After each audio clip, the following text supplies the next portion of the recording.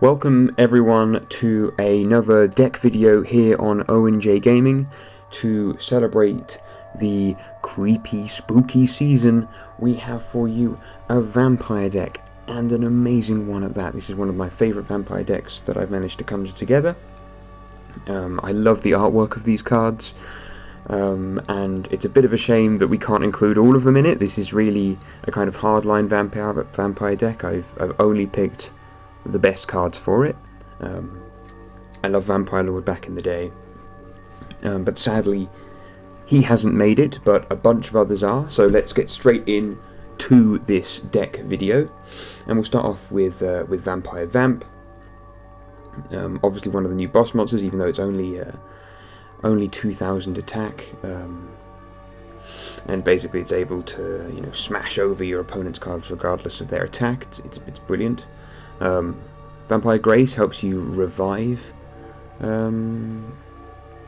your vampires, and Vampire Red Baron is a really interesting switch effect. I mean, I don't know, what was it called? It was something of darkness back in the LOD days, and it kind of has a more modern version of that, where basically you can switch control of your opponent's monsters and your own during the battle phase.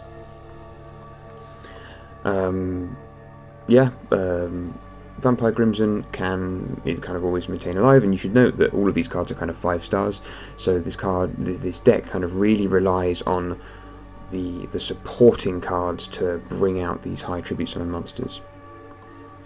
Now here is the big one, Stargalot, and basically the longer you can keep this thing alive, the more you can keep bringing back the vampires that are in your graveyard. This card is key, really, to your ultimate success, because the more you can keep bringing back, the more you can start XC summoning, link summoning, things like that. So it's a great mid-game card. That's why we got 3 of them in there.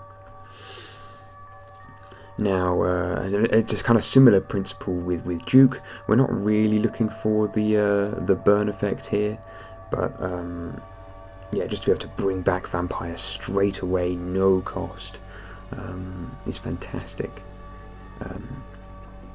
Vampire Frauds are really interested, I guess, kind of hand battle trap, as it were, like a Battle's Fader type thing, and it kind of works in a Wall of Revealing Light scenario.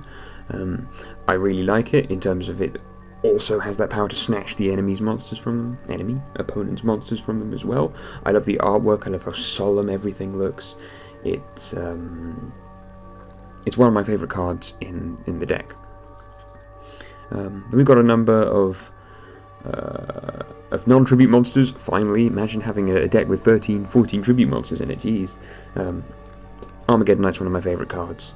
Always has been. Simple, effective, does what it does, and it's kind of the same with Mizuki as well. We know what these cards do.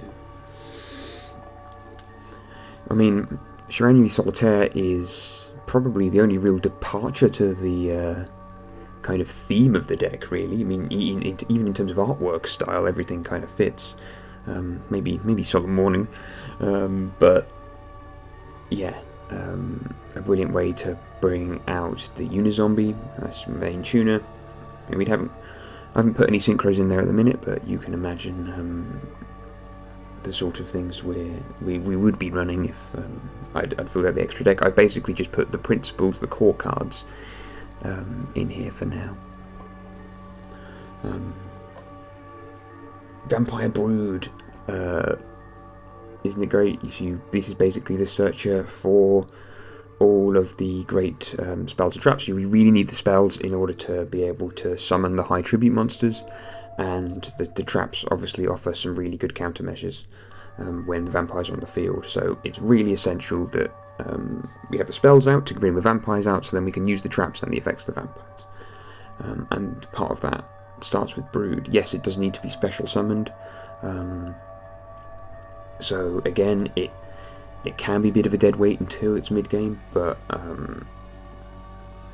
it also has its own inbuilt effects where you can special summon another Brood that's in your hand if you picked up 2 in your opener.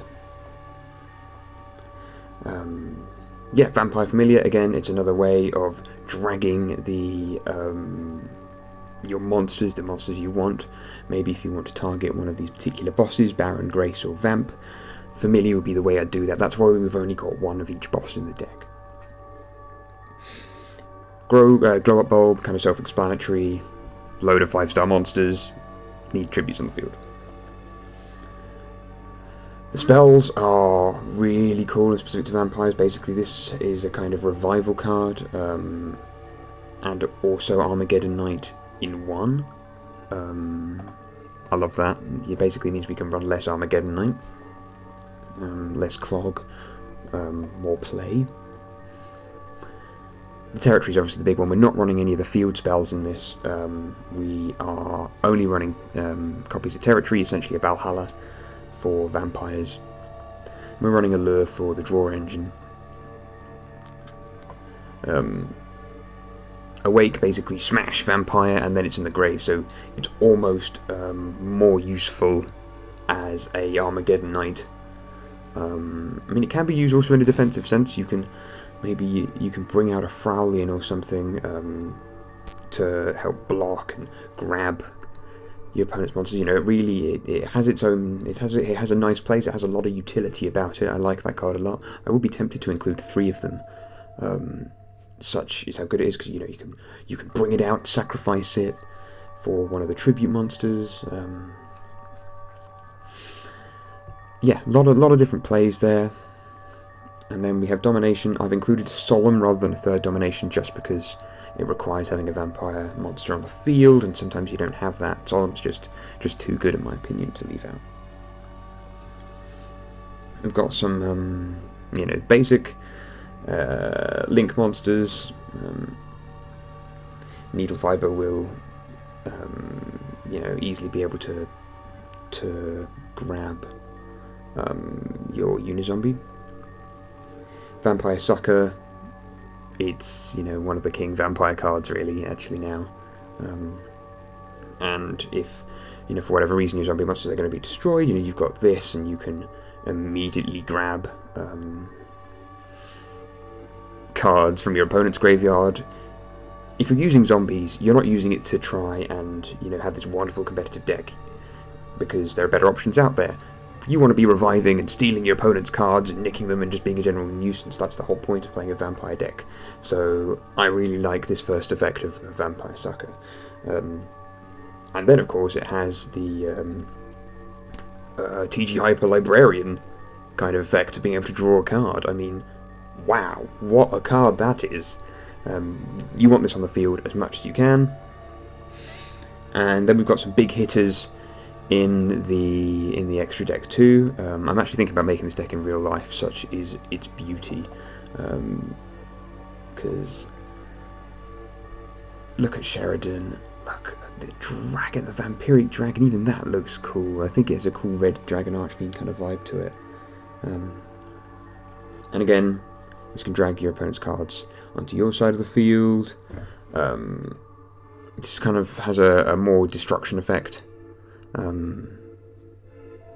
And again, all about reviving your opponent's monsters, but it has that inbuilt destruction, which is really handy because we kind of lack that in our main deck. And the archetype, the staple vampire Xyz monster, Crimson Knight Vampire Bram. What do I say about this? It's kind of Goya Guardian. It's slightly worse in terms of it's a bit more restricted in terms of summoning requirements, obviously being an Xyz monster. But yeah, it grabs your monsters back, and it has the Goya Guardian effect. Slightly worse in the attack, but it's okay. When you're nicking monsters left, right, and centre, that's fine. So yeah, I hope you enjoyed that spooky deck. This is a really good kind of base from which to build vampire decks around.